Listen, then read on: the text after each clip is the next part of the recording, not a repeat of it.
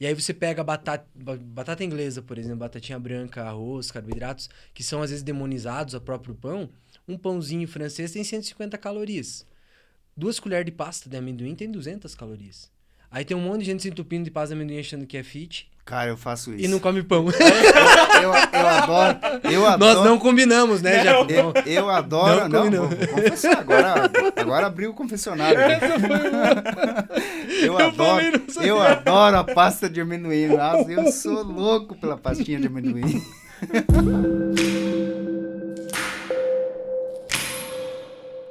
Olá, sejam todos muito bem-vindos. Começando mais uma edição do nosso Fala Mais, podcast trazendo personalidades aqui da nossa região. E hoje uma personalidade esportiva.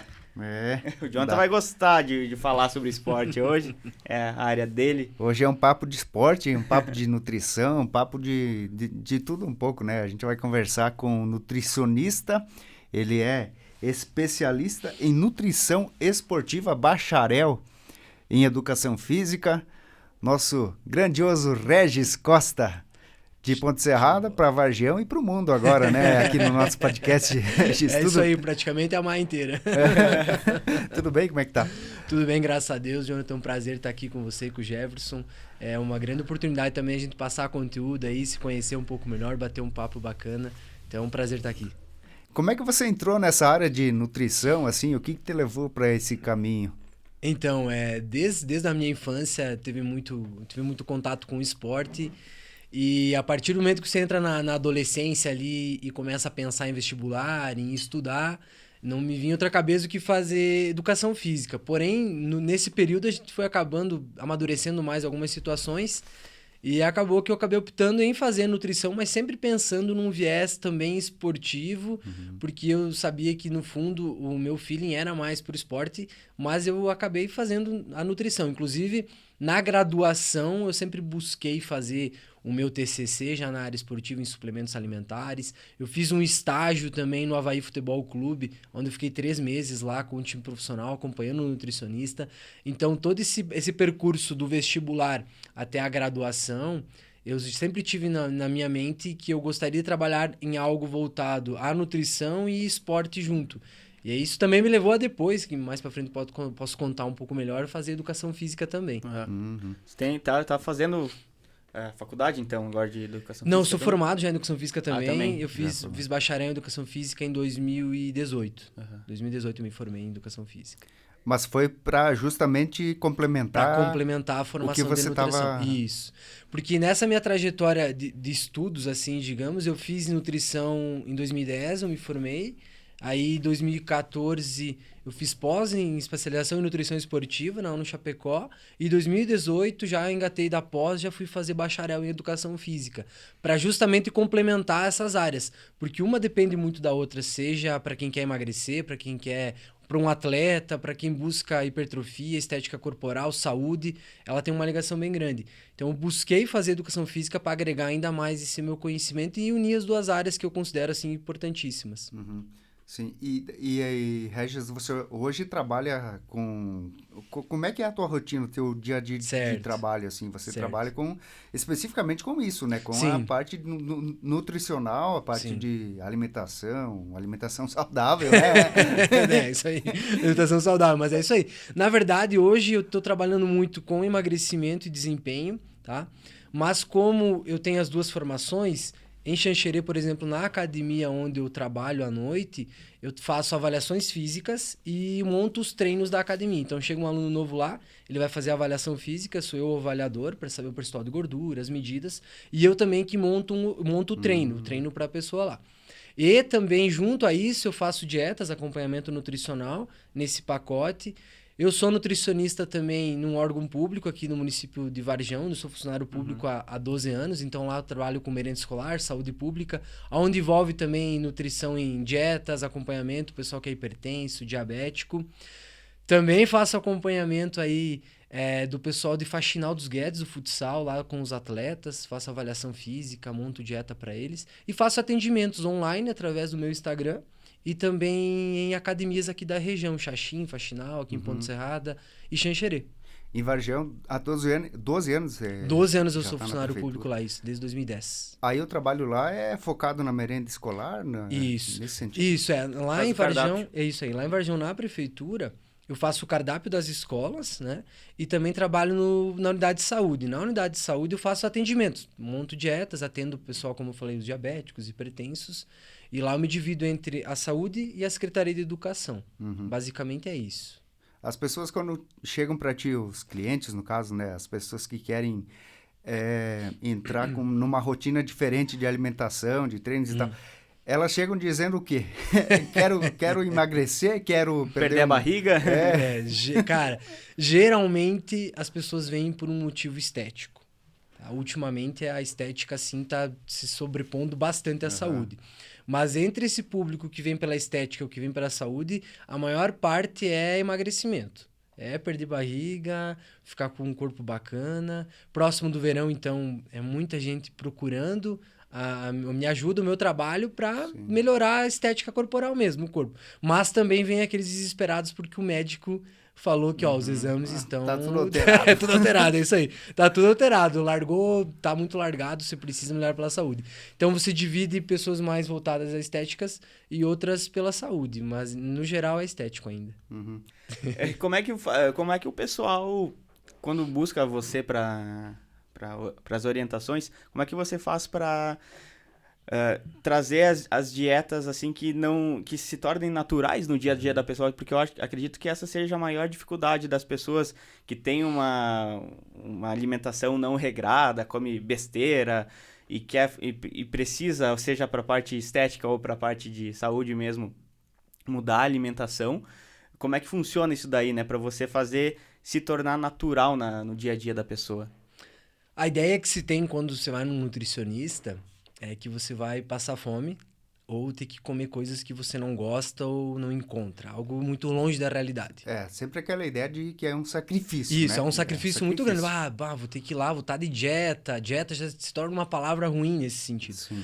Mas o que eu procuro fazer é simplificar isso. Simplificar. E trazer para as pessoas uma realidade muito mais palpável de dia a dia mesmo. Então, até o que eu trabalho muito no meu Instagram é que o básico funciona. E geralmente as pessoas que conseguem, através da alimentação básica do dia a dia, se adequar às quantidades e às individualidades delas, dá resultado. Então o que eu proponho é isso. É você conseguir melhorar algumas situações, porque óbvio que você tem algum problema de saúde, está muito acima do peso, algo você está fazendo errado, você tem que mudar, mas que você não precisa ser algo tão sacrificante assim, ou tão restritivo, ou tão maluco. Com alimentos do dia a dia, comendo arroz, feijão, pão, carne, salada, legumes, você consegue emagrecer ou ter resultados da mesma forma do que com dietas muito mirabolantes. E você não precisa excluir nenhum alimento específico ou demonizar, a gente chama isso de terrorismo nutricional. Não existe isso. Vou tomar leite, o leite pode me dar câncer, não vou mais tomar leite. O pão engorda. Não é isso. Se você tem um equilíbrio junto com um gasto calórico, uma atividade física, com alimentos do dia a dia, você consegue ter os resultados. E aí as pessoas começam a perceber que é bem mais fácil do que elas imaginam. É necessário alguns sacrifícios? Óbvio que sim. Mas é bem mais tranquilo quando você consegue fazer com algo que você já tem o hábito. Né? E esse hábito a gente também consegue ir mudando, né? E moldando ele aos poucos. Sim. Você falou ali a questão do hábito em si. As pessoas têm muito na cabeça aquela situação de eu preciso entrar em dieta, existe uma data para começar e uma data para terminar. Na verdade, é um hábito alimentar, né? As pessoas têm que... O correto mesmo, o saudável é você mudar o hábito alimentar e ter uma vida não regrada, mas com uma disciplina, né? Assim como é para tudo, que a gente precisa ter disciplina, para a alimentação também é mais ou menos por aí, né? É mais ou menos por aí, Jonathan. O que você disse é o que todos deveríamos pensar em executar na nossa rotina diária, que é você ter uma disciplina em algumas situações, manter esse equilíbrio a médio e longo prazo para mudar os hábitos e não fazer algo com um determinado prazo. É aquela história, eu vou começar na segunda-feira. Qual segunda? Nunca chega a segunda, geralmente, né? Ou o fato de, por 2 meses, por 1 mês, ou por 3 meses eu vou me cuidar mais, eu vou melhorar. E depois você volta a fazer tudo errado, você volta a ter resultados ruins. E para você manter resultados bons e duradouros, você precisa dessa mudança de hábito. Você se reeducar, entender. Por isso que quando eu tento trabalhar com as pessoas mais a reeducação em cima de algo palpável mesmo para o dia a dia do que algo perfeito que não vai se manter.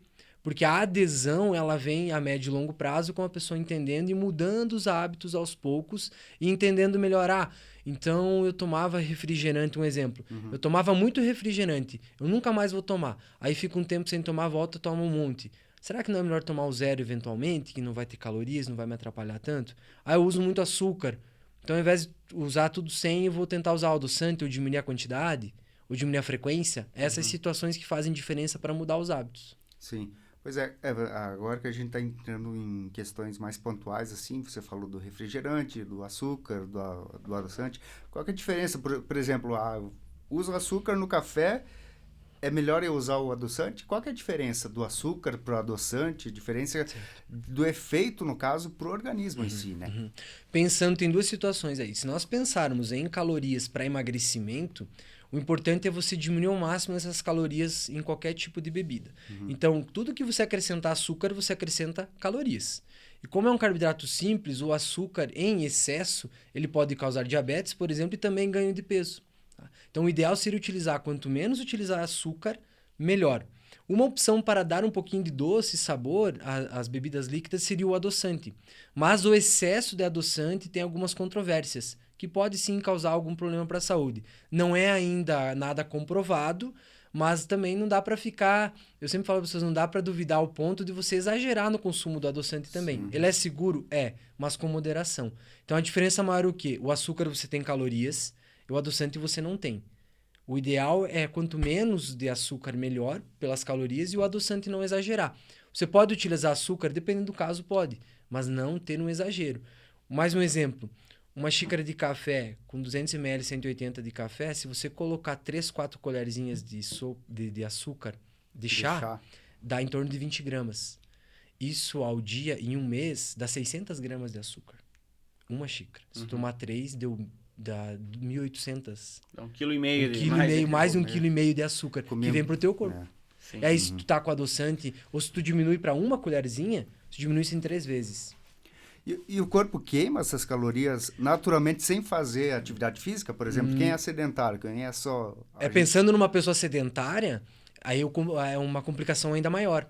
Porque o teu gasto calórico é menor. Então, com menos gasto calórico, se o consumo não tiver batendo, você consumiu mais, gastou menos, vai haver esse acúmulo. Vai estocando. Vai estocar. E esse estoque, a gente estoca em gordura. Então, por isso a importância de fazer atividade física.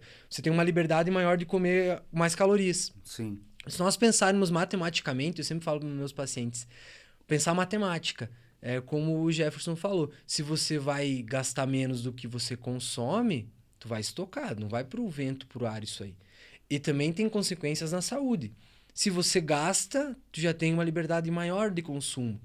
Então, sempre você tem que se basear nessa matemática, gasto, consumo, que a gente chama de déficit calórico ou superávit calórico. Então, de repente uma pessoa com um percentual de gordura baixo, mais jovem, que faz atividade física, ela pode estar consumindo açúcar no café numa boa. Um obeso, sedentário, que não gasta, não tem gasto calórico, não faz atividade física, já tem que pensar diferente. E existe uma receita padrão, digamos assim, um modelo padrão para todos os organismos? Ou cada organismo reage de uma forma diferente na questão do gasto calórico, da necessidade de calorias diária, enfim? É muito individual, Jonathan, muito. Claro, existem médias que a gente trabalha em cima de um padrão de atleta ou de pessoas que fazem atividade física de um gênero, de outro gênero, masculino, feminino, idade. Mas quanto mais você individualiza, melhores são os resultados. Então, o ideal é individualizar ao máximo. E é simples para nós mensurarmos. Um adolescente em fase de crescimento, maturidade, com hormônio a 1000, ele tem um gasto calórico gigante. Tu não consegue comparar ele com uma mulher de meia idade na menopausa, por exemplo. E a questão individual, ela se sobrepõe a tudo. Existe uma média de consumo para nutrientes, como proteínas, carboidratos, lipídios, calorias, e uma média de gasto calórico. Mas é a individualidade que vai fazer esse balanço. Então, lógico, o gasto calórico do adolescente é muito maior do que um idoso, do que uma pessoa de meia idade. Sim. Então, isso é individual. Agora, se você pegar, um exemplo, uma pessoa ativa lá na meia-idade, de 50 anos, e um adolescente obeso sedentário, aquela pessoa lá, ela conseguiu reverter esse processo fazendo atividade física e com bons hábitos alimentares. A pessoa com 50 anos, mesmo tendo uma idade superior, Isso. mas mantendo alimentação saudável, exercício regular ali, ela está numa condição melhor do que... Exatamente. A idade, ela não é... Ela é um dos É fatores, um dos fatores, né? exato. Um dos fatores. Os fatores principais que a gente leva em consideração é a idade, gênero, né, masculino e feminino, gasto calórico e atividade física diária, atividade física fora do dia a dia, porque às vezes as pessoas falam, uma pessoa que trabalha na construção civil, ela vai lá, ela come 3 vezes mais do que uma pessoa que trabalha no escritório. O cara do escritório está acima do peso, da construção civil não está. Porque o gasto calórico diário dela é maior no dia a dia. Aí você conta mais atividade física também. Então você conta idade, sexo, gasto calórico e também o gasto fora da atividade física. Então esses fatores você leva em consideração. E às vezes, ainda assim, tem algumas questões também aí que eu falo morfológicas, que isso é bem comum as pessoas compararem também. Eu tenho tendência a engordar. Pois é, existe isso. Já entramos no assunto interessante. Tendência a engordar. Não existe, tá? Por quê? Já teve alguns estudos feitos, galera, já tem alguns estudos feitos com famílias obesas na Inglaterra, onde eles comparavam a questão de genes e o meio. Tá? Então, colocaram pessoas viver nessas famílias que estavam numa família magra e o inverso. Sim. Adivinha o que aconteceu? Os A da família a engordou. O meio tomou conta. Não se comprovou. O meio tomou conta. Não tem genética. É no máximo 30% os genes. Mas é muito mais os hábitos. Sim. Cultura, né? Cultura alimentar. A tendência, então, está no hábito. Isso é a tendência no hábito, que é o meio que você vive. Se tu vive numa família de obeso, é difícil escapar. Sim. E tu vive numa família com hábitos saudáveis, a tendência... Aí nós vamos para questões morfológicas, um pouco mais pensando em estrutura corporal. Então, ossos, óbvio que existem 3 biotipos que a gente trabalha na educação física. Ectomorfo, mesomorfo e endomorfo. Ectomorfo, pessoas longínquas com ossos finos. Então, pessoas altas com osso fino. Endomorfo, o contrário. Pessoas baixas com ossos mais largos, o entroncado, né? Que a gente já percebe. E os mesomorfos, que é o meio ali de tudo, que seria o ideal, que ele consegue ter as duas situações. Os ectomorfos são de ossos finos e altos, eles tendem a ter mais dificuldade para ganhar gordura. Mas mais dificuldade para ganhar massa magra também. Os endomorfos ganham massa muscular rapidamente, mas também acumulam gordura mais rapidamente. Mas também é uma questão física, gente. Que é o tal do baixinho gordinho. Isso, é o tal do baixinho gordinho troncadinho. Porque ele tem menos massa, se ele engordar mais, vai aparentar mais. Vai pros lados. Vai pros lados, é mais ou menos isso. E o outro não, porque ele é mais longuinho. E isso tem muito a ver daí com cultura de que país, de que descendência que você tem, né? E os hábitos, e como você trabalha. Então, pessoas que trabalham no campo, que já tem uma genética de a gente brincar. Por exemplo, quem trabalha no campo, na colônia, como a gente fala aqui no Oeste, né? Tem uma panturrilha mais grossa. E daí vai o pai, panturrilha grossa, o filho, né? Genético. Eles vivem numa situação que a genética acaba... Sim, o corpo vai se moldando ao dia a dia deles. E você pega também as fotografias antigas, o pessoal, inclusive aqui da região, década de 60, 70, sei lá. O pessoal tudo magrinho, barriguinha chapada, né? E hoje hoje mudou um pouquinho. E bigode, né? É isso aí. Bigode. Porque o que acontece? Sem carro, sem meios digitais, trabalho todo braçal. E um trabalho braçal que não era fácil, assim, né? Então, eu volto para matemática. O que eles consumiam? Comida saudável que tinha disponível. Não era muita comida. Não tinha fast foods, não tinha aplicativo para chamar no celular, não tinha pizza, não tinha mercado. E o gasto calórico altíssimo, trabalhar no braçal o dia inteiro. Abrir estrada, derrubar árvore. No sol. A questão do sol também, trabalhar no sol, você suar em decorrência do calor. Acaba sendo um gasto calórico. A sudorese, que é você perder água devido ao calor numa atividade física, ela perde peso, mas pela desidratação. Isso é muito mais preocupante no sentido de saúde do que de emagrecimento. Você não perde gordura. Não Porque é perde gordura, tu momentâneo. perde água, que é Perde momentâneo. água, né? É isso, perde água. Mas se você pensar que num dia escaldante, se você não se hidrata direito, a chance de você ter um desgaste físico maior, o desgaste físico ele é maior. E automaticamente também gera mais gasto calórico. Porque o teu esforço é maior. E se você não se hidrata direito... É a mesma coisa pegar um atleta. Quais são as condições ideais? Você tem condições ideais de umidade e temperatura para ele ter um rendimento X. Agora, você pega e joga um jogo de futebol ao meio-dia num sol de 40 graus lá em Brasília, que a umidade do ar é baixíssima. Sim. E o rendimento vai cair. Agora, tu coloca em São Paulo num jogo à noite. É diferente. A prática do esporte, ela é melhor acontecer no frio, então, do que no calor. Se Mas for é fazer uma temperatura média, mas Sim. mais para frio do que para calor. Porque conta muito também isso. Agora tu vai... Um outro exemplo. Vai trazer um time que tá acostumado a jogar lá para cima, jogar aqui em Chapecó num dia que a temperatura tá quase negativa. Certo. Ele vai ter muita dificuldade. Porque ele tá adaptado a jogar lá no calor. Sim. Tem a questão da adaptação, é até mais importante do que a condição ideal. Sim. O ideal é você ficar em uma temperatura mediana. 20 graus, 21 graus. Muitos jogadores, inclusive brasileiros, né, falando na questão do esporte ainda, quando vão para a Europa, né, que lá é um clima muito Bem mais frio do que aqui, eles sentem, né, existe um tempo ali para adaptação, né, necessário ali. E é uma questão, aí entra numa questão de organismo mesmo, né, que é uma situação do próprio corpo, não é uma situação nem psicológica, nem nada, fisiológica né? mesmo. Fisiológica mesmo, né? Fisiológica. Porque vocês imaginem um atleta que viveu, nasceu e morou no Nordeste a vida inteira. E de repente ele caiu lá na Rússia para jogar menos 15, menos 20 na neve.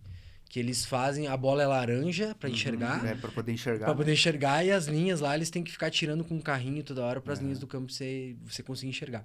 Então é muito diferente do que a gente está acostumado. Ele vai ter um período de adaptação e por isso que muitas às vezes vão e acabam voltando ou não dando certo. Não consegue, né? Não conseguem virar. Por isso, um dos motivos. E a fisiologia nesse sentido é incrível. Porque você veja que nós falamos de alimentação, agora nós falamos da adaptação a temperaturas, a desidratação e água. Então você envolve inúmeros fatores que fazem muita diferença, tanto para o desempenho, às vezes, quanto para o emagrecimento ou ganho de massa muscular. Sim. E para as pessoas comuns, a gente, né, não atletas, o que é mais... Atleta de baralho. Me considero, né? De dominó. De dominó. O que é mais importante? Não sei se tem como elencar graus de prioridade, né? Certo. Mas é mais importante uma alimentação bem regrada, bem saudável, ou a prática do exercício físico? Se você tivesse que fazer uma escolha entre um ou outro, né? Certo, vamos lá. Isso é bem interessante, porque quando eu abro minhas caixinhas de perguntas no Instagram, volta e meia, alguém me pergunta: professor, o Regis, qual que é mais importante, a dieta ou o treino? Qual se sobrepõe ao outro? É bem relativo. Eu sempre falo que o ideal é nós conseguirmos ter uma tríade, que é repouso, alimentação e treino. Né? Então, atividade física, repousar e se alimentar de uma forma adequada. 33% para cada um deles. Se você trazer mais para o dia a dia nosso, assim, eu só estou conseguindo melhorar uma das situações. Vai depender muito do quanto você consegue fazer atividade física e o quanto você consegue melhorar a sua alimentação. Sim. As duas sendo feitas de uma maneira mais perfeita, próxima ao ideal, eu considero ainda a alimentação mais importante. Porque tem alguns fatores que o treino, a atividade física, você gera compensações. A alimentação não tem muito que gerar compensação. Sim. Porque não consigo treinar, mas tu consegue andar menos de carro. Tu consegue subir mais escada. Então você não precisa ficar se matando tanto na academia, só controlar um pouquinho a boca. Exatamente. E principalmente, Jefferson, para quem busca emagrecer. Porque se você, cada vez que você gastar mais, você come mais, tu nunca sai do lugar. Vai estar sempre empatando. Sempre empatando. E aí, se você consegue comer razoavelmente bem, assim, digamos, mas melhorou e faz mais uma atividade física, a união dos dois é o ideal resultado. E não precisa ser uma perfeição.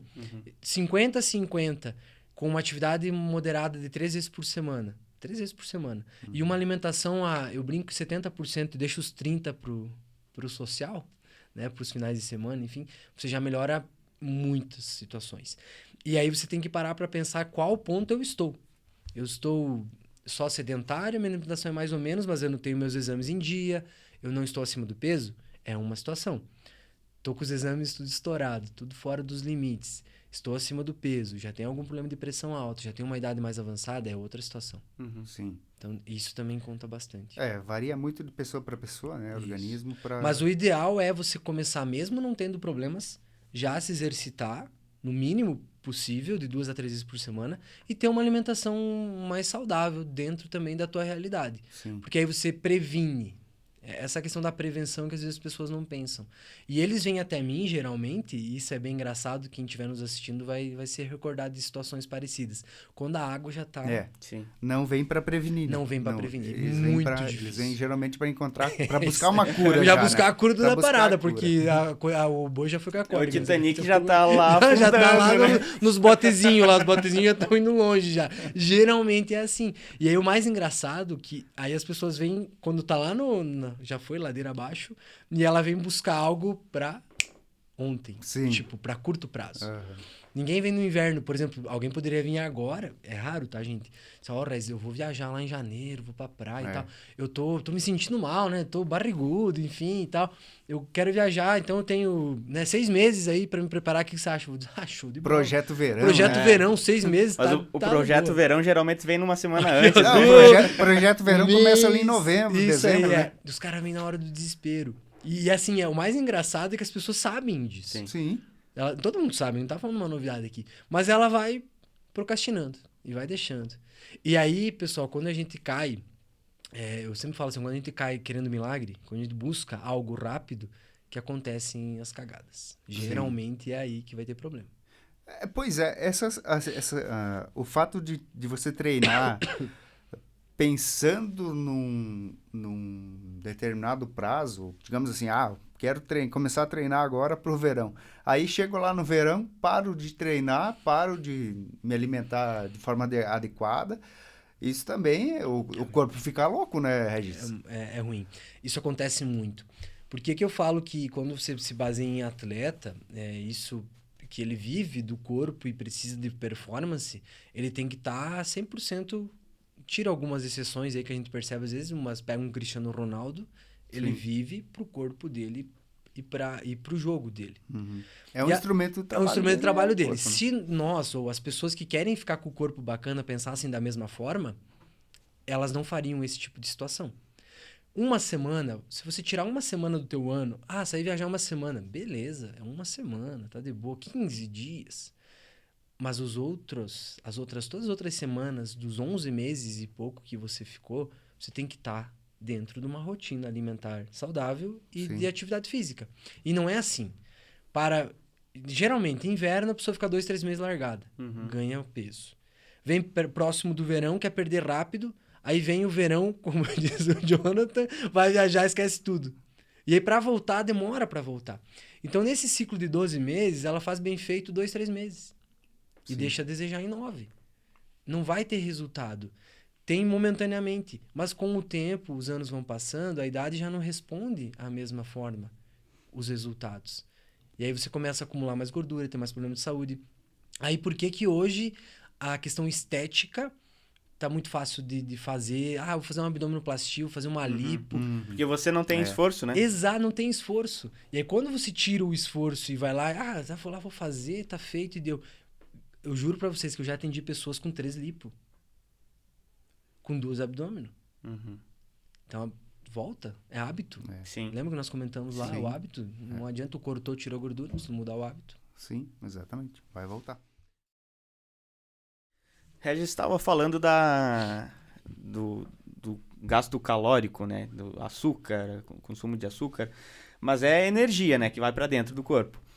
Quais são as formas de transformar a comida em caloria, além do açúcar? Tudo se transforma em gordura dentro do corpo da gente?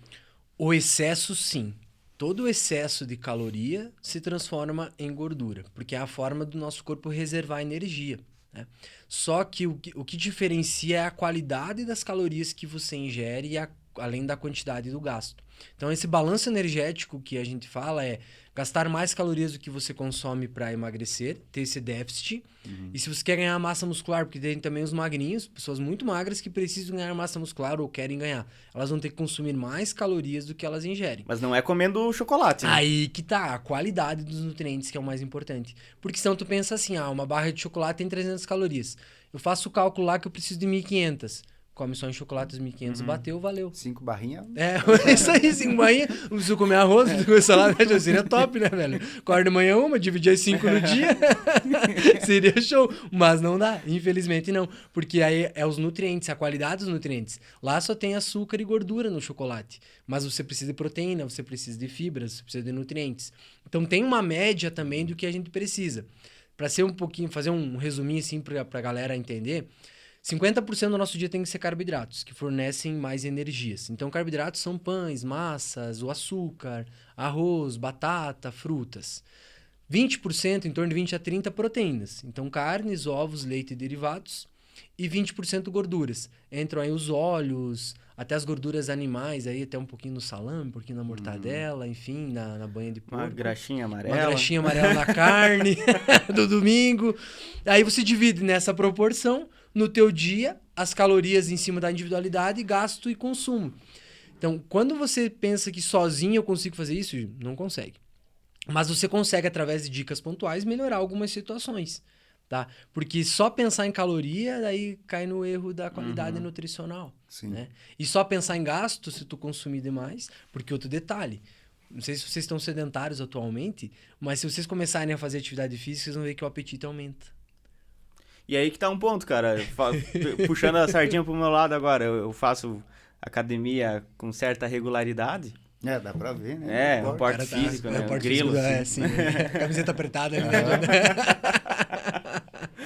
Mas a fome é de leão. E daí, até por isso que eu te fiz a pergunta antes. Se eu tivesse que escolher entre exercício físico e alimentação, qual seria o ideal, né? No meu caso, atualmente, eu tô escolhendo mais o exercício físico para eu poder me alimentar. Inclusive, é um dos comentários que a gente faz quando tá na academia, né? Tô vindo pra comer. Tô vindo para depois pra comer um x-salada. Essa é muito boa, essa é muito boa. Só vem pra empatar, né? Se alguém pedir alguma coisa, tinha que até fazer uma camiseta. Se alguém perguntar, tô vindo só pro empate. Mas realmente é isso. Porque o gasto calórico, ele aumenta a vontade e o apetite teu. E aí, com reserva energética, no teu caso, menor, você não é um obeso, não tem muita gordura, Jeff, tu vai sentir mais necessidade porque você tá gastando. O segredo é a qualidade.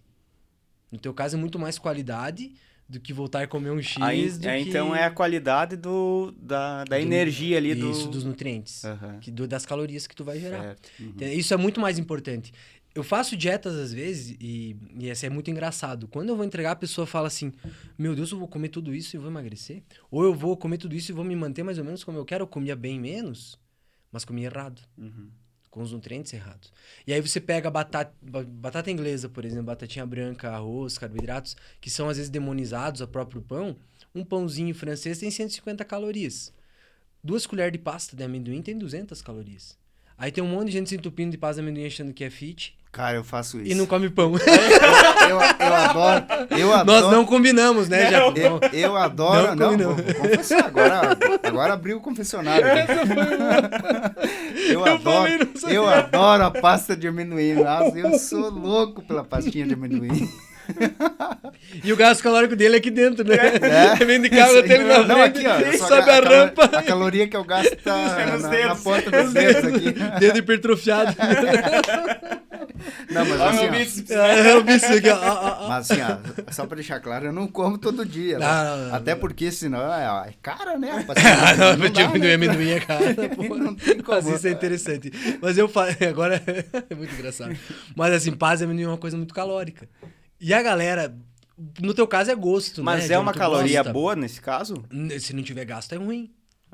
Mas a caloria do amendoim... Mas entre a pasta de amendoim e uma barra de chocolate, é a pasta de amendoim, então? Ou nada, vai depender da quantidade, mas é bem parecido. Mas por exemplo... De 200 calorias de qualquer uma. De cada uma delas é bem parecido. Não muda muita coisa. Tá, vai ter um pouco mais de proteína na pasta de amendoim.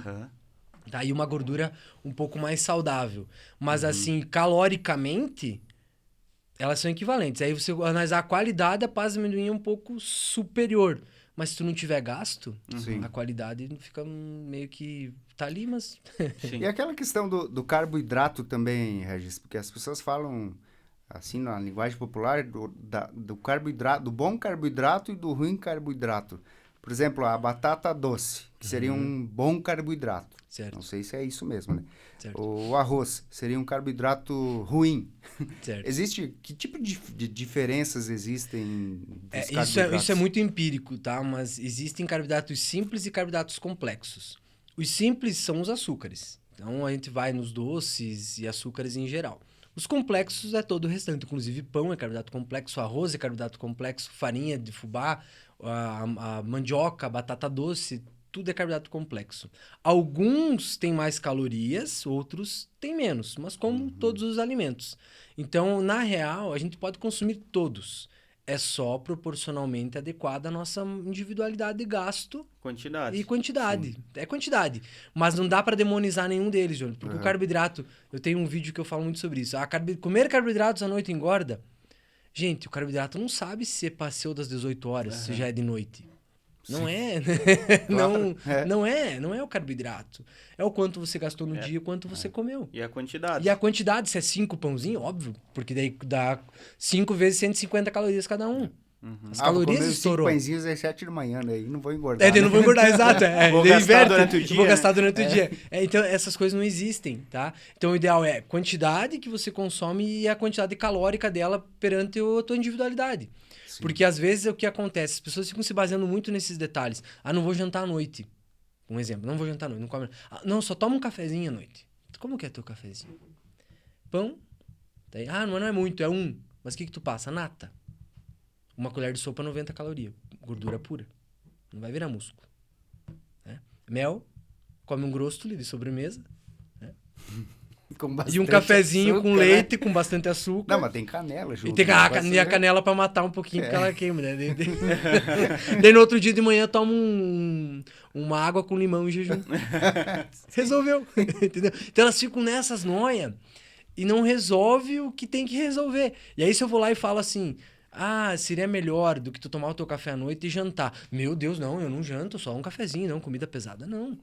Carne, não, carne não, ovo, não.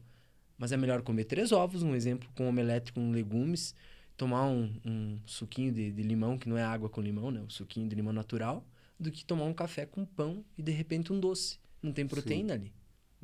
E você precisa das proteínas. Esse é um outro erro que muitas pessoas cometem. Não ter proteína suficiente no dia dividido. Manhã, tarde e noite. Porque é a proteína que vai te dar a condição muscular, digamos Sim, assim, né? sim. A energia muscular advém da isso. proteína, né? Toda a nossa parte muscular, nossos tecidos, nossos músculos dependem das proteínas para ficarem mais fortes, para ter hipertrofia e também para evitar o catabolismo.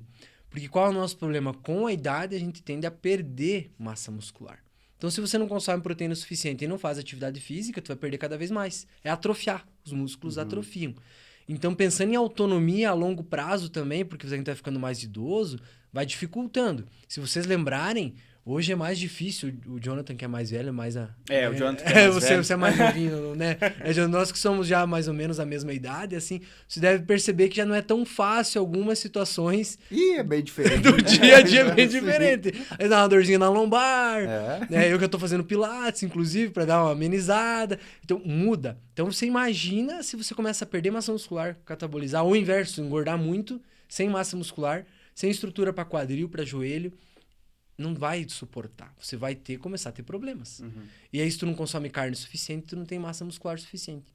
E sempre lembrando, se a pessoa consegue comer carne suficiente, ela vai comer menos das outras porcarias. Dos outros alimentos, talvez, não são tão saudáveis.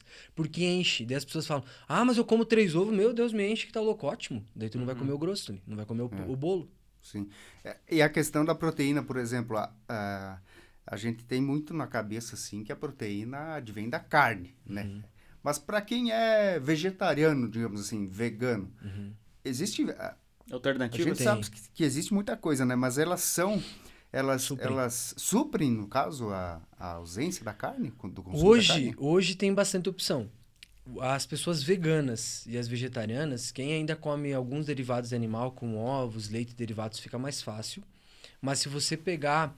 Hoje tem, por exemplo, o whey protein, que é um suplemento que é muito utilizado para quem quer ganhar massa muscular, que é a proteína do soro do leite extraída em pó, tu faz um shakezinho lá, ele é bem famoso. O whey hoje de ervilha, de soja, você substitui uma porção de carne, mais ou menos, nutricionalmente. Tu consegue. Alguns aminoácidos que não vai ter em proteína vegetal, que você não consegue ter todos eles da proteína animal. Mas hoje você consegue fazer adaptações com suplementação, com feijão, com lentilha, com outros vegetais ricos em proteínas para suprir. Mas é bem difícil. Não é algo tão fácil assim. Sim. E sempre lembrando que a proteína, como ela é importante, a gente precisa comer 2 gramas por quilograma de peso. Então isso é bastante proteína. Um exemplo, eu peso 80 quilos. Vezes 2 gramas, daria 160 gramas pura de proteína. Mas 100 gramas de frango tem 30 gramas de proteína. Não é 100 para 100. Sim. Certo. Então, um whey vai ter 25, 30 gramas. É bastante proteína. E tu precisa dividir isso manhã, café da manhã, almoço e jantar, e ainda às vezes algum lanche. Então, para quem é vegano, tem que estar comendo muita lentilha, muito feijão, suplementar com whey, soja, uma opção também.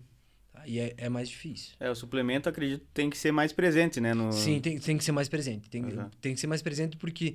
Como você tem que suprir a quantidade de proteína, o corpo também não precisa ficar... Ele não fica ali, eu quero que venha da carne, eu quero que venha... Não, ele precisa do nutriente. Sim. E tu pensa no nutriente, eu vou ter que substituir. Então, o suplemento vai, entre aspas, suplementar essa falta aí. Sim. Vai tentar suplementar essa falta. Mas tem muito produto hoje e tu consegue. Dentro do possível, dá para adaptar. Hoje tem atletas veganos. E eles conseguem gerar adaptações se alimentando de uma forma adequada. Sim. Cara, como é que a gente faz lógico, com ajuda profissional, obviamente, mas como é que a gente faz para identificar isso tudo que nós estamos conversando agora a respeito do nível de não é proteína, fugiu a palavra agora. Caloria? Calorias, o nível de caloria que eu tô gastando durante o meu dia... E o quanto é que eu preciso consumir de caloria durante a minha rotina, né? Existe um cálculo médio que a gente faz e até o que ajuda muito são os smartwatch aqui. Porque eles dão uma base, não é cientificamente resultado digno, preciso, né? mas você tem uma ideia. É uma média. Então, você tem uma média de gasto usando um smartwatch. E para vocês terem uma noção de quantidade calórica, é só pegar e multiplicar uma média de 30 calorias pelo peso. O ideal seria multiplicar pelo peso ideal. Então, eu tenho 1,80 m, meu peso ideal seria 80 quilos. 3 vezes 8, 24, 2.400 calorias. É o que eu tenho que ingerir mais ou menos no meu dia. Aí, se eu quero perder peso, eu teria que descontar calorias gastas. Sim. Se eu quero ganhar, acrescentar. Se eu quero manter... Se eu quero perder peso, eu tenho que comer no máximo 2.000 calorias. Mais ou menos tem um déficit déficit de 400, por exemplo. E aí tem o gasto ainda, que você considera também. Sim. Isso seria de uma forma de bolso, que a gente fala, mais pro dia a dia. Eu uso outros métodos com fórmulas mais específicas que usam idade, peso ideal, gasto calórico de atividade física, o gênero. Pra ser mais personalizado. O percentual de gordura também, para ser um pouco mais personalizado. Mas mais não foge muito, também, mais preciso, né? bem mais preciso. E o gasto calórico também, porque assim, tá gastando caloria se eu ficar balançando o braço aqui no smartwatch. E aí eu tenho umas tabelas de média do que você faz, que daí, conforme eu faço a anamnese com o paciente, eu consigo identificar melhor, né? Mas o ideal é ficar em torno de 30 calorias por quilograma de peso, que é o seu peso ideal para sua altura. Sim. E gastar, tu quer saber como saber para gastar também? Não, e como é que eu sei quando eu, por exemplo, eu atingi esse número de calorias ingeridas no ingeridas dia, é né? quase impossível. Mas tem alguns aplicativos hoje, tá? Que você vai acrescentando o que você está comendo no dia, no aplicativo. E ele te dá o cálculo. Então, é bem simples. Tu abaixa, agora não lembro de cabeça agora, o WebDiet, eu acho. Não consigo lembrar, assim. Mas tem vários aplicativos de contagem de calorias. Até ele gera um cálculo para saber qual seria o teu cálculo diário.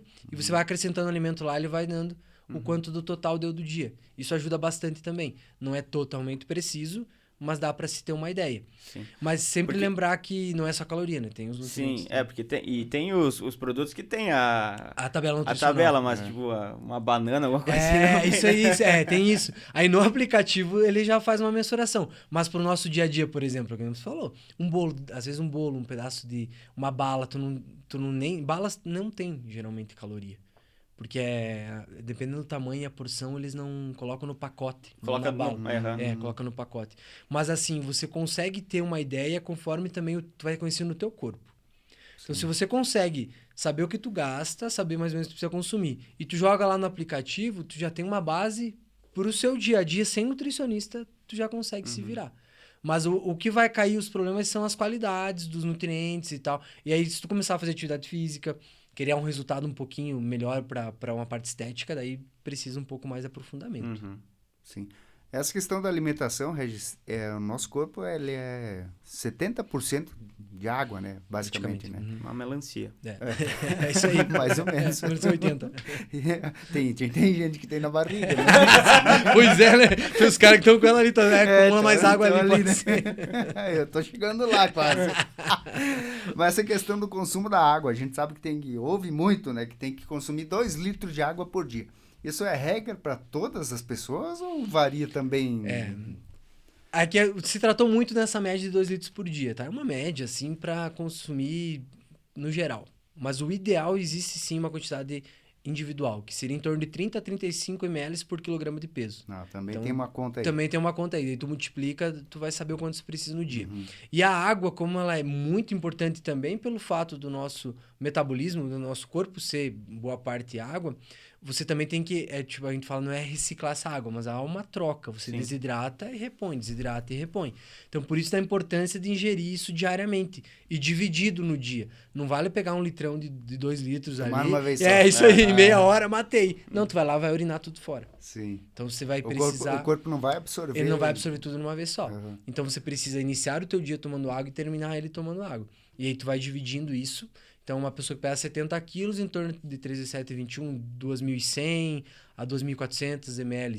Aí, um outro exemplo. Fui trabalhar no sol, fui fazer atividade física, aumenta essa necessidade.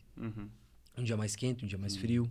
Desidrata mais. Né? É isso aí, isso faz uma diferença. Comer um churrasco bem salgado. Bem salgadinho, também. dá uma sede.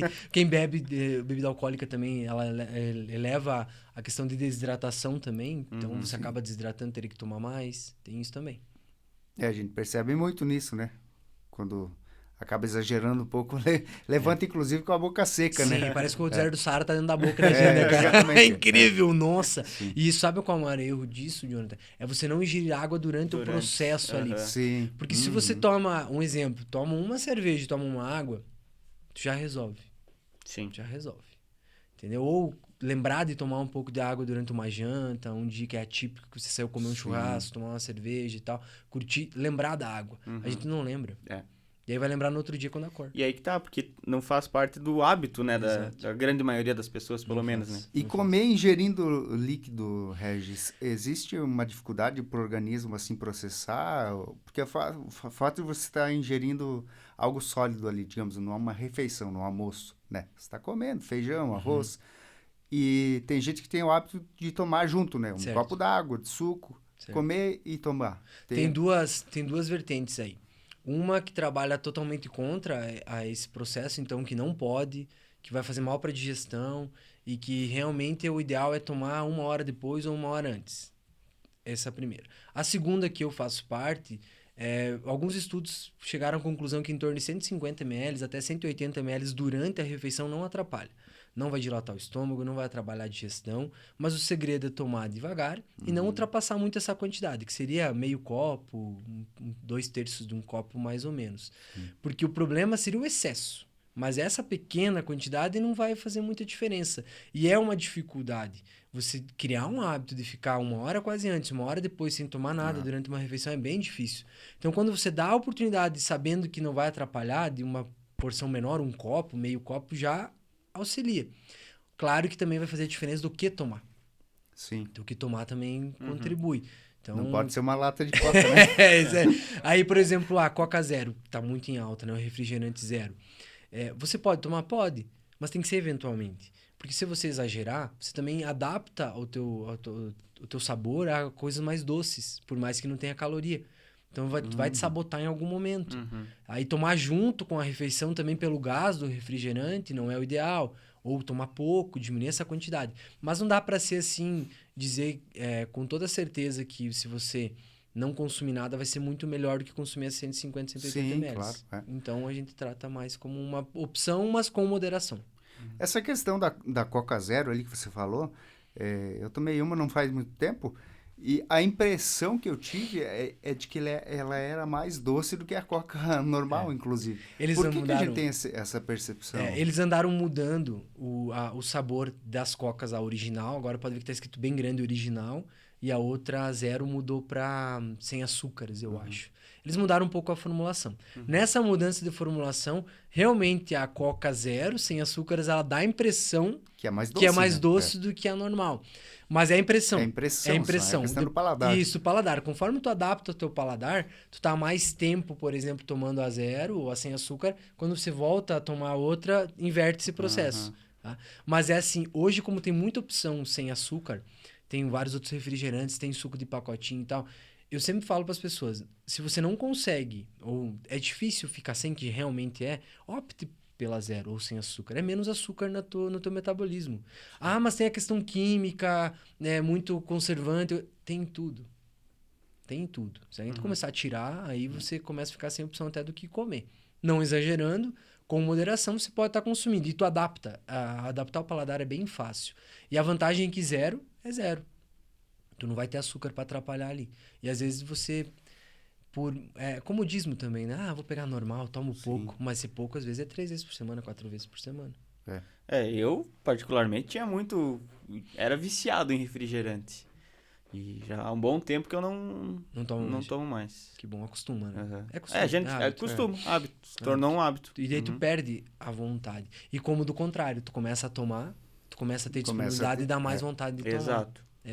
Isso é muito, muito nítido. E tomar vez ou outra também não tem problema algum. Não tem problema algum. Não é uma vez por semana, um exemplo. Tu vai uma lata de Coca uma vez por semana. Sim. Não vai te provocar câncer, não vai te provocar um mal para a saúde, nem ganho de diabetes, nem ganho de peso por isso. Sim. Não é esse. O problema é o consumo diário e com um volume muito grande. É o exagero. É o exagero. Tudo exagerado faz mal. Eu já atendi pessoas que pegavam um refrigerante de 2 litros, uma Coca, emendavam 2 canudinhos e tomavam. Olha só. Sério, uma por dia. Caramba. Uma Coca de 2 litros por dia. Chegava no final do litro, tava sem gás, né? Imagina. Porque a gente vê muitas coisas aí na internet, tem vídeos, né? O pessoal mostrando a quantidade de açúcar que tem numa Coca, né? Então é praticamente 1/3 ali. Mais de 1/3. Só de açúcar, né? É muito grande. Até, inclusive, quando você começa a ver essa questão, essa relação, quanto tem de açúcar num copo de refrigerante, você se espanta. Porque tomando e ingerindo não dá essa relação, né? Mas quando você vê assim, é muito grande. É maior do que, às vezes, um doce mesmo, um bolo, alguma coisa que você está comendo achando que tem mais açúcar. Tanto é que a gente só percebe o quão doce é a Coca depois que ela perde o gás, né? Exatamente. A gente não consegue tomar. O gás, ele engana. Ele engana esse sabor. Porque o gás, ele dá um efeito ácido. Né? E aí, se ela não tem mais, tá aquele xarope lá. Exatamente. É um xaropão, que tu já não consegue tomar, justamente por isso. E refrigerantes, no geral, não é algo bacana para se utilizar. Porém, pontualmente, e se optar pelo Zero, melhor. Não dá para demonizar, achar que é ele só o vilão. Mas quanto menos, melhor. Não ter esse hábito é interessante. E essa questão da água mineral também, Regis, os minérios que existem na água, e a gente ouve falar sódio, que elas também, dependendo da composição ali, a fonte, enfim, né, não sei, elas podem, ao invés de fazer, não digo assim que ela vai fazer mal, mas a opção seria, se fosse escolher uma água da torneira, da Kazan em si, do que a água mineral, seria melhor pegar a água tratada, porque essa água mineral ela pode ter composições ali que acabam trazendo mais dificuldade para o próprio corpo, né, digerir ela, fazer a absorção dela, a questão do sódio, metabolizar todos os minerais. Essa é a palavra. Quando que isso também gera uma discussão bem grande. Depende muito. Porque a água mineral depende da água, depende da fonte, mas existem águas muito ricas em alguns minerais que realmente, se você não gera uma desidratação, se você não tem muito... O teu metabolismo não é gerado a um esforço tão grande que exige essa necessidade, pode acumular e ter até uma intoxicação desses minerais. Tá? Como do contrário. Se você é uma pessoa que exige com uma quantidade maior desses nutrientes por se desidratar mais, por se movimentar mais, pelo metabolismo ser uma pessoa mais jovem, ou que tem uma sudorese maior, ela tem essa necessidade, não teria problema. Mas, no geral, não tem necessidade de tomar água mineral.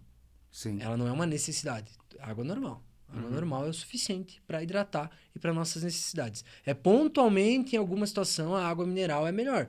O cara vai lá correr, fazer uma corrida, fazer uma maratona, uma meia maratona. É melhor tomar água mineral, óbvio. Porque é um nutriente ali. É um nutriente da hidratação que está mais forte ali. É a mesma coisa os isotônicos. Gatorade, Inova, enfim. Ele é para atleta, não é para o dia a dia.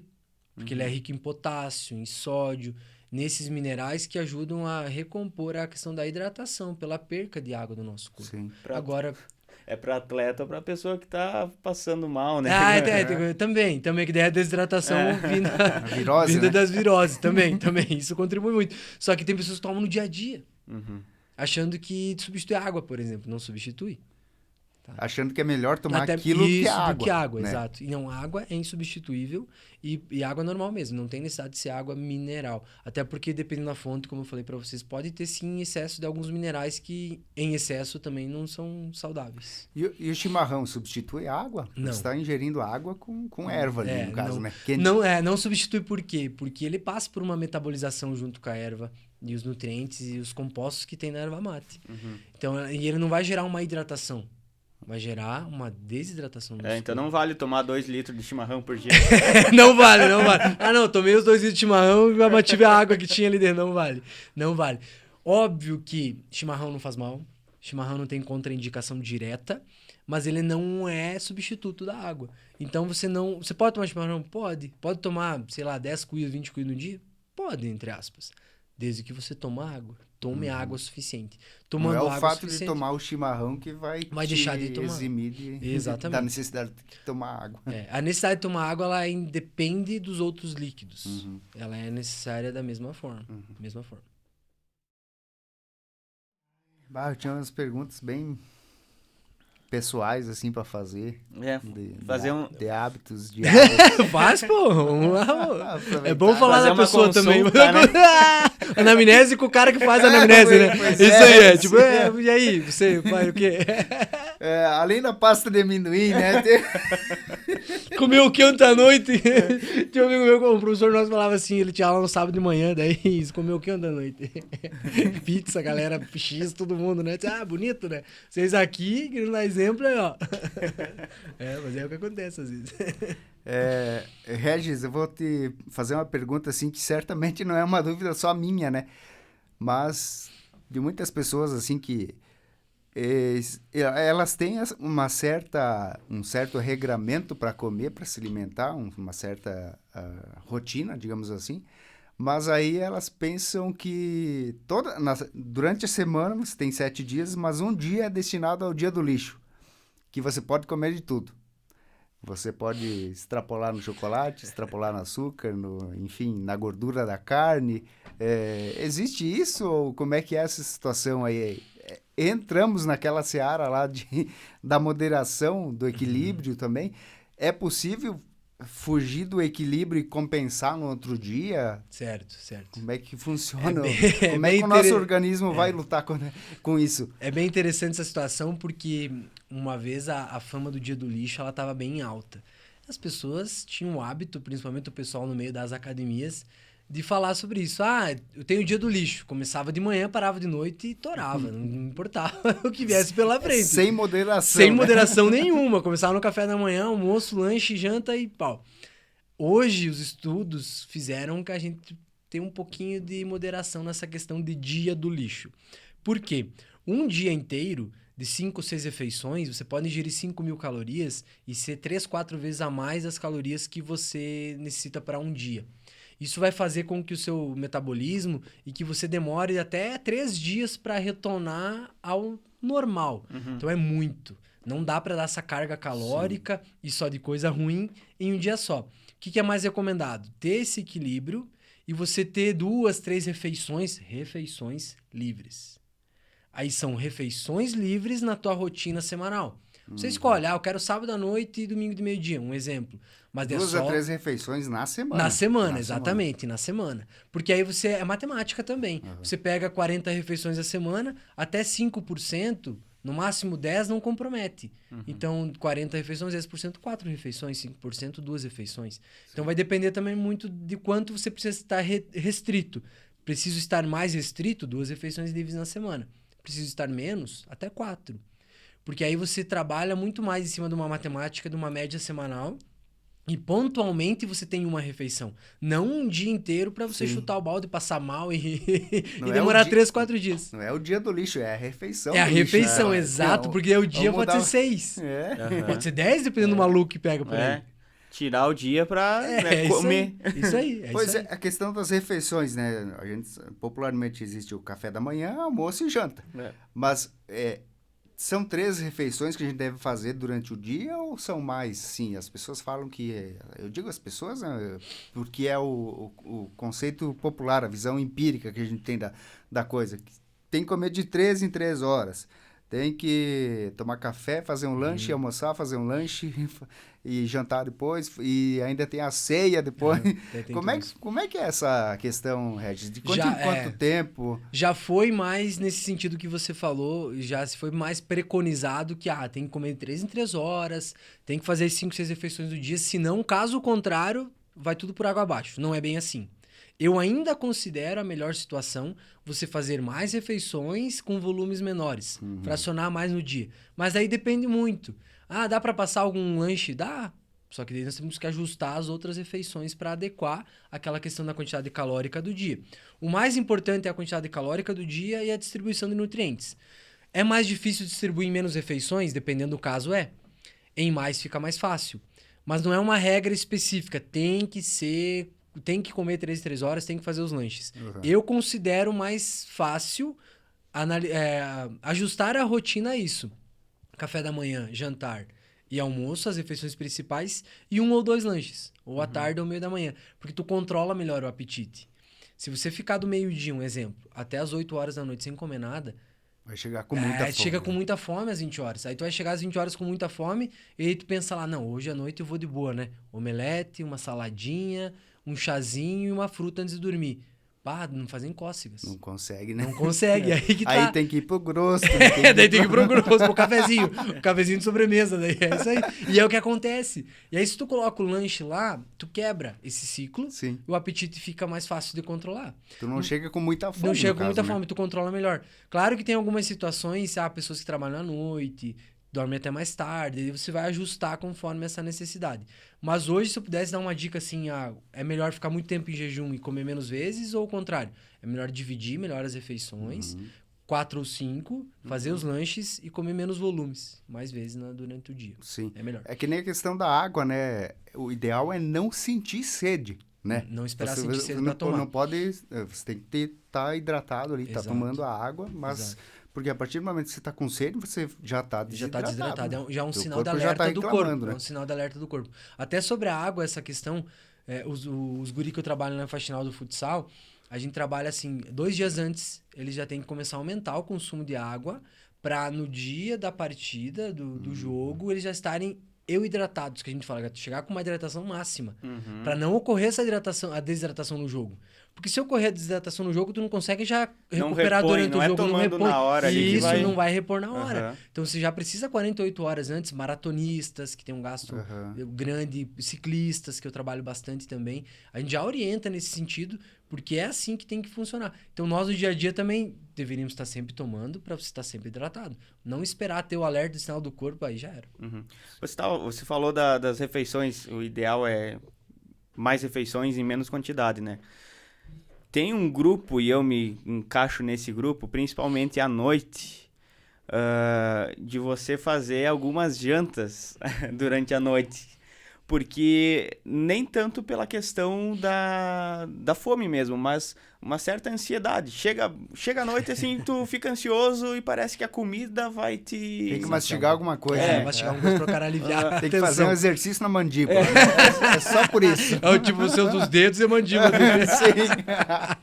Ô, Jonathan. Durante o dia, assim, a sente pessoa tanta não fome. sente fome, mas chegou a noite ali, começa a querer caçar a comida na geladeira. É comum acontecer, Jefferson. E aí eu vou dizer o problema disso.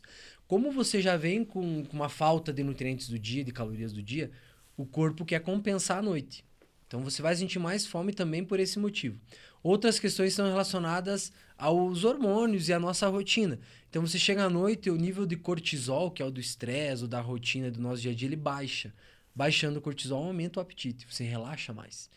E essa questão da ansiedade, às vezes, está mais relacionada a você não ter conseguido ter uma rotina alimentar do dia do que você à noite tá com mais fome. É porque tu tá mais relaxado à noite, tu tem mais tempo.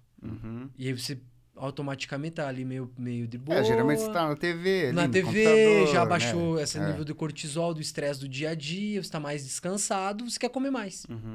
Mas não necessariamente você vai resolver, digamos, vou comer mais ali e deixar o dia. O ideal é tentar Sim. o dia melhorar para a noite diminuir isso. Então, E as jantas, dá um detalhe, uma forma de compensar, se é uma janta social, não é da rotina. Show. Agora, na rotina, não pode inverter isso. Se tu inverter isso sempre a mais à noite, vai ter então consequência. provavelmente o problema não tá na noite, tá no decorrer do dia que sim, vai refletir na noite lá que reflete na noite. você fica Exatamente. ansioso. É como a história do café da manhã. Muitas pessoas ficam em jejum de manhã e não querem tomar café da manhã. Esses 25% que seria de calorias pra gente ingerir na parte da manhã, 25 a 30, eles sumiram dali, mas eles vão ter que ir pra outro horário. Teu corpo vai pedir. E daí o último horário da noite antes de dormir, descansado, relaxado, ele quer os 25 da noite mais os 25 da manhã. Metade do teu dia à noite. O apetite aumenta, tu come mais. Come mais e vai dormir. Gasto calórico dormindo é 30%, em média, do gasto do dia, acordado. Tu Isso gasta pensando. 30% da tua... Só 30%. O corpo dormindo, ele só gasta 30%. Sim. Pra manter os órgãos e tudo no sim. sono. Então, só aí tu já faz uma matemática. Comi o dobro e gasto 70% a menos. E a questão do descanso, Regis, assim, você falou que existe uma tríade, né? Tríade, isso. Então, e o descanso é um desses, É um deles. um dos deles. três. Qual que é a importância de uma boa noite de sono, Do repouso. de você repousar, enfim? Certo. Né? É muito, muito importante porque o que acontece? Nós temos um ciclo para conseguir ter o nosso metabolismo funcionando de uma maneira adequada. Entre esse ciclo entra o sono. E ele é muito importante. Porque toda a nossa recuperação muscular, os nossos tecidos, eles também se recuperam no sono. E hormônios os hormônios nossos se regulam também através do sono. Então, se você tem uma noite de sono boa, adequada e numa quantidade suficiente, você tem um rendimento muito melhor para o teu trabalho físico, intelectual, e você também controla melhor o teu apetite. E se nós trazer isso para atleta, por exemplo, então é de extrema importância. Porque são as pessoas que só treinam muito, não se recuperam, dá mais lesão. Você não tem uma recuperação adequada, você perde desempenho. E ao invés de você melhorar, você piora. E se nós trazer isso para o nosso dia a dia, acontece também. Fica uma noite sem dormir direito, ou várias noites sem dormir direito. O desempenho cai. Ou dá mais fome, ou dá menos fome. E você já não tem uma energia necessária para o teu dia a dia. Então é muito importante ter repouso. E pensando em resultados para desempenho, para performance, pensando também para nossa saúde, ele é no mínimo esses 33% aí que eu falei da tríade, para dividir entre dieta e treino. E a questão do repouso tem muito a ver com a noite de sono, como você estava falando. A alimentação, para a gente ter uma boa noite de sono, uma alimentação que contribua para que você durma bem. Eu até tava comentando contigo antes, né? Num podcast passado, a gente fez a gravação à noite, tomamos um balde de café, eu fui dormir às 3 horas da manhã, né? Foi boa essa. Foi tipo comer uma feijoada. É tipo uma feijoada, só põe em café. É mais ou menos isso, à noite. Que tipo de alimento, de bebida é boa pro nosso organismo para que a gente relaxe e vá dormir bem? O que tem que ser evitado, primeiramente, que é o mais importante, é excesso de gordura, excesso de doces e de álcool. São 3 coisas que vocês podem ver uma noite que você se emociona um pouquinho mais, come uma pizza, aí tu come um chocolate de sobremesa e toma uma cerveja ou um vinho, a tua digestão fica péssima e tu já não dorme bem. Isso é certo. Então, quando você tira excesso de fritura, excesso de gordura, excesso de doce e de álcool, você se alimenta de uma forma com mais fibras. Então, saladas, legumes, proteína e um carboidrato moderado, saudável, o teu sono melhora muito. Sempre hidratado, outro detalhe importante. E aí tem algumas estratégias. Não comer muito próximo de dormir. Não que isso vá mudar muito, mas é bom cuidar, porque cada um tem uma digestão. Pessoas têm digestão mais lenta, outras mais aceleradas. Então, eu considero assim, vai dormir sempre meia-noite, a janta tipo mais cedo, 8 horas. Tem um intervalo para comer e fazer a digestão antes. Porque o corpo, ele vai digerir de uma forma diferente se você estiver dormindo ou acordado. Sim, sim. Porque aí dormindo primeiro que você está deitado, né? O estômago, se tiver muita comida para digerir no estômago, você já não está numa situação onde ele não é favorável a essa digestão. E também como o sono, ao invés do teu corpo pensar, ele quer te desligar para trabalhar na digestão, mas ao mesmo tempo o teu sono não fica limpo, digamos assim, porque tem algo ali trabalhando no teu corpo que não era para estar trabalhando daquela forma, com muita gordura, com o fígado sendo exigido muito, os rins e tal. Então isso também conta os estimulantes para evitar. Então excesso de café, que foi no teu caso, o álcool é um estimulante. Tem que cuidar alguns chás mais escuros também, que também tem mais cafeína, energético. Então isso também atrapalha bastante o sono. Então o ideal é estar hidratado, comer normal e ter um intervalo de tempo entre dormir e a refeição. E a questão do tempo do sono, tem uma regra? Ainda os estudos falam que é entre 7 e 8 horas o ideal. 7 e 8 horas é o ideal para ter toda essa regeneração do celular nossa, ter esse repouso, esse descanso. Mas também varia de organismo. Também de varia. pessoas, Tem algumas né, pessoas que conseguem com menos tempo, outras precisam mais. Depende da faixa etária de vida também. Adolescente e criança precisa mais, idoso menos. Isso também vai variar. E tem alguns estudos que falam até que horários picados de sono, fechando do dia, também é o suficiente. Então, tipo, fiz fazer uma cesta. Uma cestinha ali de 1 hora e dormir 6 de noite foi o suficiente. Tem isso também. Dormir depois do almoço, Depois do almoço, é isso aí. Só não deixar um pau de lenha no fogão, que nem teve esses dias, né? Teve esses dias. Aconteceu uma dessas? Teve. Agora conta o caos, Começou e não terminou, né? Teve esses dias, né? Uma situação que ainda bem que não terminou em tragédia. Não a pessoa queimou a casa. Não, queimou a casa, mas a pessoa conseguiu acordar e escapar, né? Há tempo de escapar. Sim, teve uma situação em Xaxim, né? Em Xaxim teve uma situação... Tá no Oeste Mais, vai lá. Inclusive, temos a reportagem sobre. Que risco, né? Deu aquela vontade de dormir depois do almoço, né? Colocou um pau. Tava frio, né? Muito frio. Colocou um tarugo. Um toco daqueles grandes que não fechou nem a portinha do fogão e foi dormir, né? E aí... Foi incendiando, formou brasa, certamente ele caiu no chão, pegou fogo na casa. Meu Deus. Então, assim, dá pra dormir depois do almoço, mas não com prudência, né? Com prudência, não é pra tu não abandonar a vida lá e dormir até as 5 da tarde. Fazer uma cestinha. Às vezes acorda às 5. Só até a hora de dormir, né? Daí acorda, come e vai dormir. Temos mais dúvidas aí, pessoais? Por enquanto só fiz pergunta pessoal. Tipo, tiraram a consulta. Depois o Regis tira a notinha. Sei não, hein. Vou ter que acertar isso aí diferente. Não foi pra isso que eu vim. Mas, podcast, né? Faz parte, né, Jô? Tava aqui perguntando. Foi uma desculpa, né? E outra, e vários amigos também pediram, assim, né? Claro. Tem um amigo que não dorme bem, que tomou bastante café. Toma bastante café, come muito carboidrato, daí ele fica em jejum. Mas a parte mais útil foi da pasta de amendoim, né? Tu já se ligou aí, na pasta pasta de amendoim. Que... Mas é isso, às vezes é engraçado, mas é o que acontece. A grande maioria das pessoas, em média, no geral, tem os hábitos parecidos. Sim. Parecidos. E aí a dúvida tua, do Jeff, do público e das pessoas que me seguem é engraçado, mas elas se repetem. São bem genéricas, São né? bem genéricas. E às vezes tem coisas assim que até parece que, meu Deus, pra mim tá óbvio, né? Porque eu sou profissional. Mas pras pessoas não. Até brincam, pessoas mais próximas a mim falam, Regis, o óbvio tem que ser dito.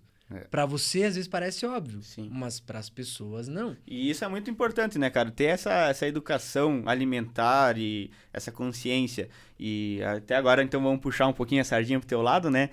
Deixar tuas redes sociais aí pro pessoal seguir. Porque no Instagram, principalmente, você traz bastante esse assunto, né? Aborda bastante disso, trazendo a educação alimentar, esportiva, né, para as pessoas, pro dia a dia das pessoas, né? Então deixa aí tuas mídias. @Regis Costa _nutricionista no Instagram, que é a rede social que eu mais utilizo atualmente. Eu faço lives também. Agora até dei uma segurada, que parece que a live deu uma enjoada na galera um pouquinho. Mas eu trabalho bastante com conteúdos relacionados à alimentação, tudo que nós conversamos aqui, a nutrição esportiva, os suplementos, que tem muita coisa também que às vezes você não sabe o que tomar, como tomar. E o meu trabalho é esse, lá passar esses conteúdos e conscientizar. E às vezes coisas pequenas, pontuais, mas que fazem a diferença. E nós como pessoas que acabam tendo que passar conteúdos com responsabilidade e fugir dos coach e de muita coisa que às vezes na internet, infelizmente, tem muita concorrência nesse sentido. Sim. Aí você vai lá concorrer com um chá que emagrece 10 quilos no mês. Mas aí você vai falar que não, que tu vai perder 2 a 4. Essas receitas milagrosas aí, né? Tem muito. Tem muita nós coisa, entrar né? nesse assunto aqui, dá um podcast só sobre isso. Sim. Medicamento para emagrecer, receita milagrosa, chá. E algumas assim, até perigosas, muito, né, cara? Teve pessoas que faleceram. A artista lá do Aviões do Forró, a cantora, né? Paulinho, Paulinho, o nome dela. Foi em decorrência de uso de medicamentos para emagrecimento, que não eram bem... não usou de uma forma adequada e realmente não vai emagrecer. E assim, não tem nada que emagreça se não for déficit calórico, atividade física e alimentação adequada. É aquela questão da matemática que você falou, Isso né? mesmo, é da matemática. E esses outros produtos é muito mais para vender. Auxilia em algumas situações? Auxilia. Mas não são eles que vão fazer a diferença. Sim. E tem muito perigo em cima disso. Muito. Não tem um milagre, né, cara? Não tem. Não. O milagre é você conseguir rotinizar com gasto calórico, atividade física e se alimentar em hábitos saudáveis. Esse é o teu milagre. O resto é para eles querem vender e você comprar algo. Isso aí. Cara, obrigado então por ter vindo bater esse papo com a gente e fazer essa consultoria particular. Bate-papo, consultoria particular. Sim, ótimo. Eu acho que na próxima tem que vir pra fazer daí, fora a consultoria. Né? Um outro que não tem consultoria. Depois, entre parênteses, essa vez sem consultoria. Mas como última pergunta, né? Como é que tá o The Voice lá? Michel Teló, né? Tinha que ter isso, né? Então, eu tava no script aí.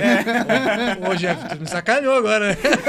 Só porque esses dias veio o Choi Bepp aí e chamou ele de Michel Teló. Ele já quer passar a bola, quer se vingar já. Então, se eles me vissem, eu tava ferrado, então. Eu vou mandar o podcast pra manda. Viu, Esse dia também vieram pra mim e disse, nossa, você já veio de São Paulo? Uma pessoa bem séria assim, né? No final, na segunda lá em Varjão. Nossa, você já veio de São Paulo? Eu disse, veio de São Paulo? Eu fiquei pensando, sim, tu gravou The Voice ontem, já tá aqui. É verdade. Você estava com Covid esses dias, né? Então tava com Covid, tava com Covid. Como que tu consegue estar em todos os lugares tão rapidamente, né? O Regis é uma simpatia, né? A gente quer agradecer a sua vinda aqui ao podcast e certamente vamos chamar o Regis outras vezes, né? Porque vai ter muita gente fazendo perguntas aí, comentando, né, o nosso vídeo. E... Inclusive, numa dessas, né, numa próxima oportunidade, tá? A gente também pode abrir uma caixinha de perguntas aí, o pessoal trazer as dúvidas. Fica legal. Fica bacana porque aí a gente também acaba atendendo a necessidade deles. Claro que tudo que a gente conversou aqui, como eu falei pra vocês, com certeza. É incomum, não é só de certas pessoas. Embora tenha sido o foco esse. Mas é comum também. Mas as dúvidas são incomuns, sim, de toda a nosso público que acompanha o podcast, que tá ligadinho no Fala Mais. E mais uma vez, né, muito obrigado ao Regis pela vinda aqui, pela presença, pelas informações trazidas, de muito valor, né? E para você que acompanhou a gente aí, muito obrigado pela companhia. E agora eu vou deixar o Jefferson dar os últimos recados paroquiais. Os recadinhos aí para vocês curtirem o vídeo, se inscreverem no nosso canal aqui no YouTube, se inscreverem também nas redes sociais aí do Regis, né? Ele deixou Regis... @RegisCosta _nutricionista. Isso, lá no Instagram, então segue o Regis também. Show. E a gente se vê no próximo vídeo. Valeu, obrigado, até a semana que vem. Abraço, até mais. Valeu, galera.